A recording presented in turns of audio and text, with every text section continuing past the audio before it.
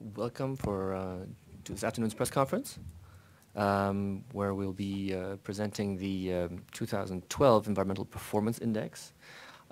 Just a quick reminder that you can also follow this on our live stream on livestream.com/World Economic Forum. You can also post questions there if you have any questions for the speakers here today from our online audience.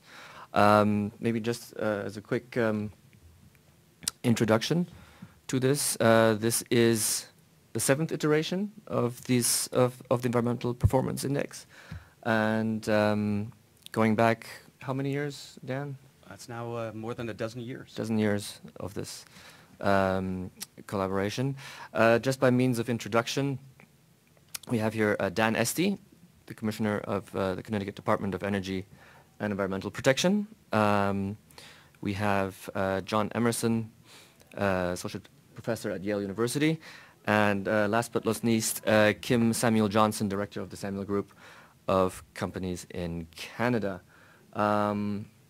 Perhaps, Dan, would you like to kick things off just by giving an overview of this project? Well, let me just start by saying thank you, Kai, and it really has been a great pleasure for the team that's been working on this project over the last dozen years to have been able to partner with the World Economic Forum, and I continue to believe that the importance of measuring environmental sustainability as a counterpart to the forum's work on competitiveness is very, very important, and it provides both a counterbalance and a counterpoint to what might be an excessive focus on economic measures of success.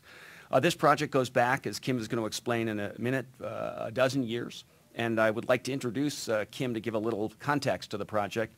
Kim Samuel Johnson is chair of the advisory board of the Yale Center for Environmental Law and Policy. That's the home institution of this project.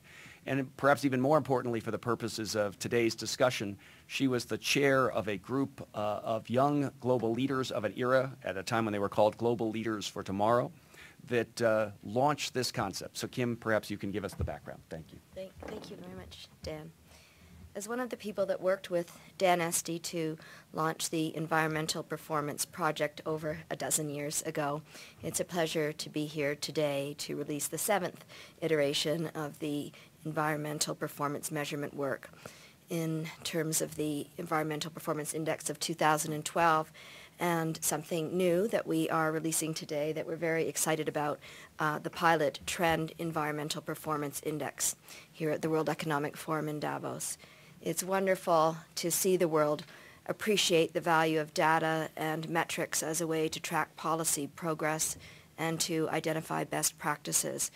Without monitoring and measurement, policy making simply can't be as effective or as efficient as those decisions spurred by sound quantitative metrics. This year, as I mentioned, there's been a new step, a major step forward, and we are launching our first ever Pilot Trend Environmental Performance Index. And I'm particularly excited about this new index as it allows countries to track performance over time. And we see, as Dan's going to explain more about, very interesting results with the new Trend EPI, allowing that countries can show their lagging or progressing over on the overall EPI, are actually rapidly improving their performance over time or not, and this is very promising indeed, and I'm going to let Dan elaborate more about this in a minute. I'd like to thank all of you for coming here today, and I would now like to introduce Dan Esty, who is director of the Yale Center for Environmental Law and Policy, currently on leave to serve as commissioner for the Department of Energy and Environmental Protection in Connecticut, DEEP, and who, well back in the last century when we were both called Global Leaders for Tomorrow, along with a few others, we launched this with the World Economic Forum and are very proud to still be here doing this work. Kim, thank you very much. It really is a pleasure to be able to introduce today the 2012 Environmental Performance Index, and as you just heard, for the first time, a Pilot Trend Environmental Performance Index. So let me just speak for a minute or two about each of them, and then Jay will give a little more depth as to what we're finding. The goal here is to look at performance of nation states, so we're looking at the country scale, And we have 132 countries that we're able to rank. Other countries who do not have sufficient data. So this is, by the way, an issue of importance here is the lack of data on a significant number of countries and the weakness of the data, even for those we do have in the index, the 132 we're able to rank. We're looking at two major policy objectives, one focused on environmental public health, so basically environmental impacts on humans, and the second objective is ecosystem vitality. So how is the air, the water, and so on that we depend on for life across the spectrum being treated? Beneath those two big objectives are 10 policy categories, and for those who are following along with our brochure, you can see how this is brought together in the inside page, two policy objectives, 10 policy categories, and then beneath that are 22 indicators, individual data sets that we base our index on. So that's the construction in brief. What this allows us to do in our Environmental Performance Index is look at a snapshot and ask who's doing well and who's not. So the ranking on the very back page from 1 to 132 tells us today who is doing well on these 10 policy objectives widely recognized as sort of core elements of the environment or sustainability challenge. The top of the list, and this is not playing to the hometown, but is Switzerland.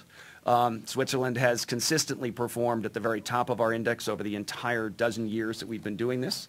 And what's perhaps more interesting and surprising is that Latvia is now in second place, reflecting a significant commitment to environment and sustainability over the last decade. And as I'll discuss in a minute, Latvia is not only number 2 overall, they're the top performer on the new trend index, which means over the last 10 years, no country has had more progress than Latvia. Number 3 on our list is Norway. Luxembourg is in 4th place, Costa Rica in 5th. So what is also interesting is that it's not just the richest, most developed countries at the top, but there is some mix. At the bottom of the index is Iraq, clearly a nation that's been terribly plagued by challenges, not the least of which has been a war. Turkmenistan, Uzbekistan, Kazakhstan, and South Africa round out the bottom 5. So what we have again with the EPI, the core index, is a snapshot of performance today, asking who's doing well and who's not. It also allows us, by digging down into the details, to say what issues is the world doing relatively well on. So we see, for example, many countries are performing at target, and that's how the index is constructed. We take the issue, establish a target, and then measure the distance from the target for each country. And it allows us, issue by issue, to determine not only where individual countries are, but as a whole, how's the world doing? So on some issues, deforestation, for example, many countries, most countries, are doing quite well. On other issues, climate change and greenhouse gas emissions, the world is very far from being at the target. So it allows us to talk about issues both from a point of view of each country's performance, but also broadly how the world is doing. The second index, the new index, is a trend environmental performance index that looks at how countries have performed over the past decade. And so this allows us to understand who's rising and who's plateaued and who's falling. And for those, again, who are following along in the brochure, there is this page that breaks out the trend index. And the top performers, again, are Latvia number 1, Azerbaijan is number 2, Romania is number 3. At the very bottom, and countries here shaded in green are improving. The darker the green, the greater the degree of improvement. And then we have countries shaded in red that are not improving at all, in fact, are deteriorating in performance at the very bottom of the list. So the worst performance overall across the last decade is Russia. Second worst performance, Kuwait. Third worst performance, Saudi Arabia. So what's fascinating to see in the trend index is that money seems to be not at all connected to who's doing well. Quite to the contrary, a number of countries that are resource rich and in other cases finance rich have not invested in environmental protection, have not managed their natural resources in a thoughtful stewardship kind of way, and as a result are seeing deteriorating performance. So we do believe that the new trend index provides a different picture. Good to know who's at the top, but also good to know who's rising, who's falling. And again, on the back page, we provide both the ranking across the core index, and then next to it is the ranking on the trend index. So for those who are, again, following along, Switzerland at number 1 is not so strong on the trend index. It's position number 89, meaning it's sort of plateaued. And the logic there would be Switzerland's been so strong for so long, it had a little upward position to move. Latvia, again, started lower, has now risen, and is high on both the absolute index and the trend index. Some other notable countries, the UK, for example, is now in position number 9, was not so strong a decade ago, and therefore is doing quite well on the trend index. I think what we've got here is a very powerful tool to help policymakers understand what's working. Builds on the logic of benchmarking, which of course businesses do all the time, but is a recent kind of tool to be brought to the policymaking domain. As Kim points out, it allows us to identify leaders and laggards, and frankly, by digging into the data, identify best practices. And we think that's an important way to help spur environmental improvement, sustainability focus around the world. So with that, let me ask Jay to step in and provide some additional depth. Thank you, Dan, and thank you, Kim, both of you, for your support and dedication to this and the other projects over the years. Before I start, I really should say that none of this would have been possible without the commitment and dedication of a terrific group of researchers back at Yale and Columbia. And I'm only sorry they couldn't all be with us today, but it really was an exciting project, and I really appreciate all their work over the last few months in particular. Dan gave a terrific introduction here to what's going on with the EPI and highlighted some of the features of the brochure.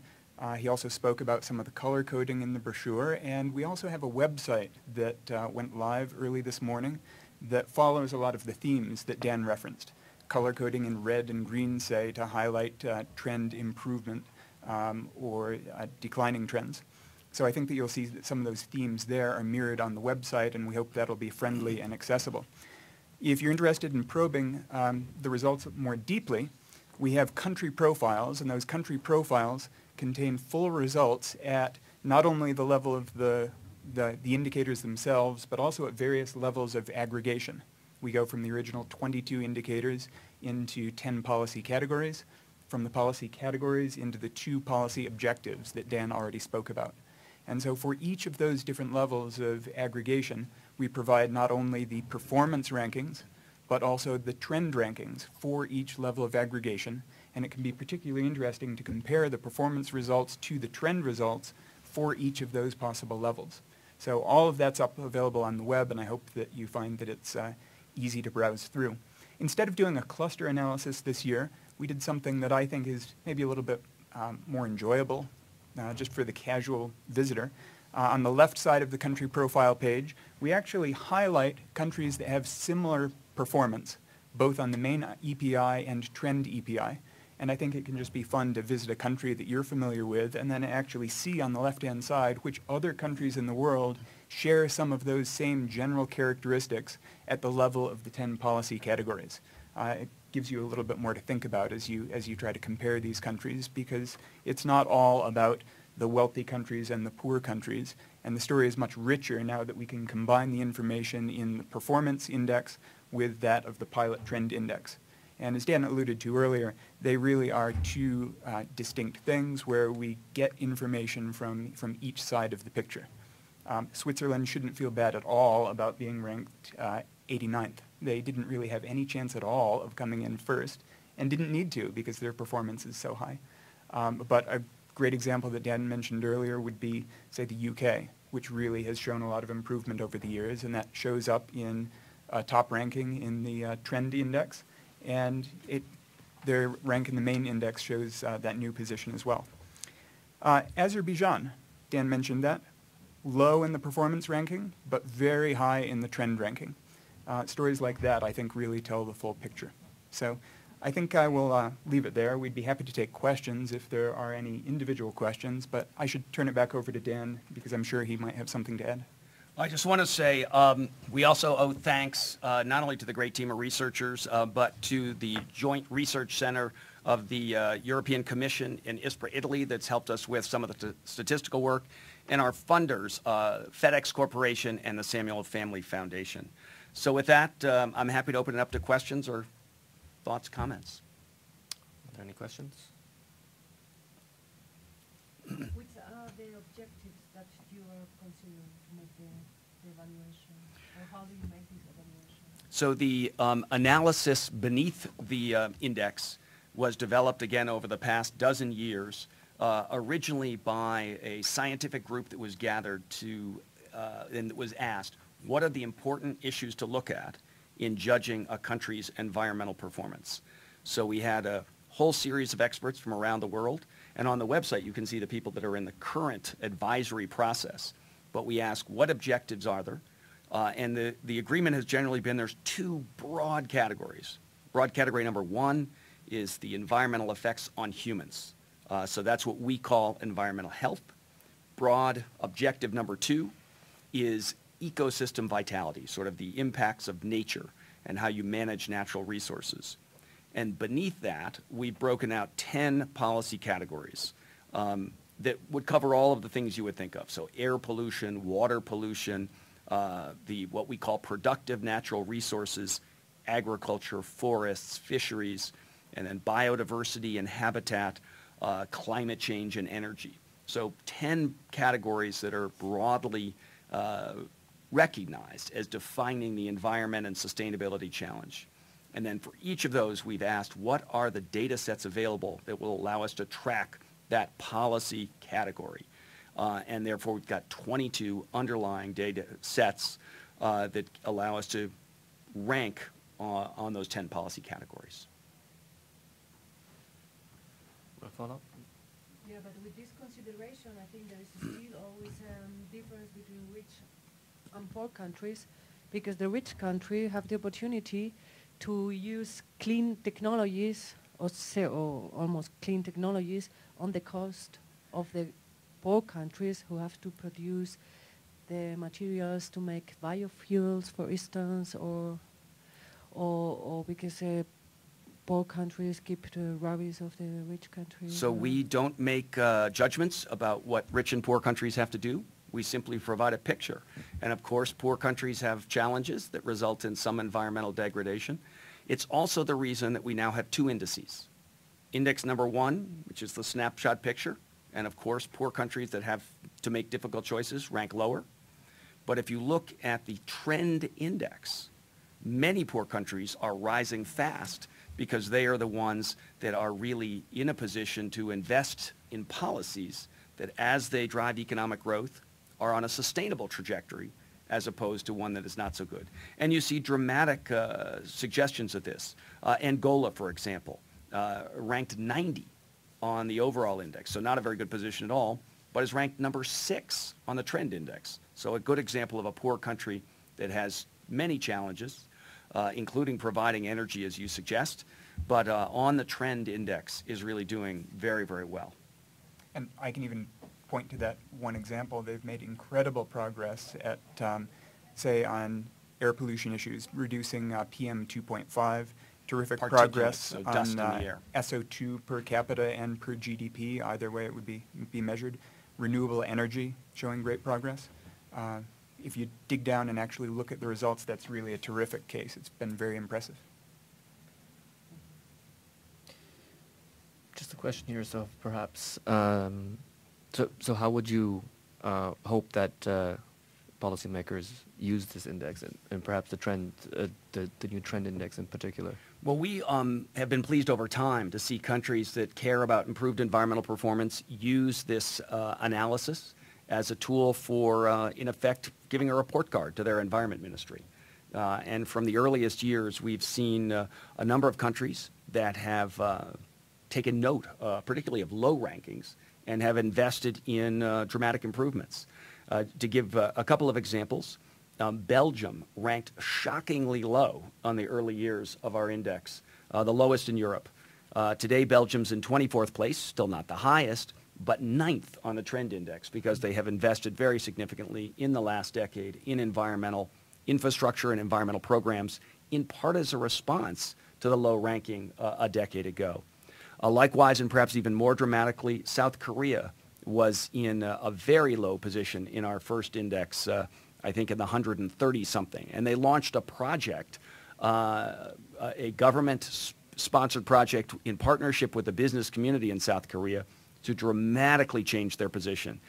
Today, South Korea ranks in 43rd place overall, a huge shift over the decade, and in 13th place on the Trend Index. So we believe that countries that are serious about their sustainability and committed to environmental protection will find that not only the overall ranking, but even more the ability to drill down into the details of their performance will provide guidance on where policy strengths and weaknesses are, and particularly by looking at those who are leading, some guidance on what best practices might be. If I can just to add to that question, that you might want to comment a bit about the role for the index in terms of the private sector too, looking at countries' environmental performance profiles and where the trend index may be helpful there as well. Well, we think the Trend Index is particularly helpful not only to government officials but to the private sector, particularly for companies that want to go to countries that have high quality of life or rising quality of life. And particularly we think that the Trend Index may be a good guide to understanding which governments are taking the sustainability challenge seriously, and that may in fact be a guide to where governance is improving. And that could suggest places that private capital and private businesses may find more attractive prospects going forward. Any other questions? First of all, thank you for, especially for the Trend EPI rank, which is, I think it's a great insight. And I would like you to comment on the fact that out of the 4 more celebrated economies, which are the BRICS, 3 of them are ranking particularly low, which is Russia, China, and South Africa, with the exception of Brazil. And maybe here we have a huge insight about this trend of how these countries can have some kind of impact in the future. So I think actually Brazil is a very good story. Again, if you were to have looked back at environmental reputations a decade ago, Brazil would have been seen as a country with troubles. They were seen as a big country with a problem of deforestation. They were seen as not very attentive to pollution problems, rapidly growing with all the challenges of development. But I think over the course of a decade, we now see Brazil has perhaps more than any country in the world embraced sustainable development. A strong interest not only at the federal government but at the state level in Brazil in a commitment to environmental protection and to sustainability. I know of no country with a business community more focused on sustainable development than in Brazil. And as a result, there's been a very substantial improvement. Brazil is ranked overall 23rd, and on the Trend Index is in 30th place. The reverse. Whoops, sorry. 30th place is the EPI rank, and 23rd is where they are on the trend. So I think they've got an example there of a country that's really made great progress. With regard to India, China, I would say the signals are much darker, much more difficult. We've got, in both cases, quite low ranks, and frankly, in both cases, trend ranks that are not as strong as you would like to see. You would hope as they're emerging as industrial powerhouses that they'd be investing more in natural resource management, in environmental protection, in pollution control, in the infrastructure of drinking water and sanitation that the people need. And the investments have been modest, and therefore the gains in some places are there, but in other categories are not. And I would say the situation in South Africa is really very troubling. You know, this is a country that you would have, again, expected to see some investment in environmental protection, in environmental infrastructure, as the country's economy is growing. But it's lagging both in the overall score and on the Trend Index. Thank you. If there's no other questions, Thank you do you very want to much. wrap things up? Yep. Good. So Thank you very again, much. thank you all very much, and we look forward to the continued debate. We should stress that this is a project that has been a work in progress for, as we've mentioned, more than a decade, and we continue to refine the index and the methodology based on critique and comment. So we encourage all who are interested to go to the website, www.epi.yale.edu, and bring down the information, look at the details, dig into the methodology, and provide feedback. We're always looking to shape things up. So, Kai, thank you again very much. Thank you very much. Thank you.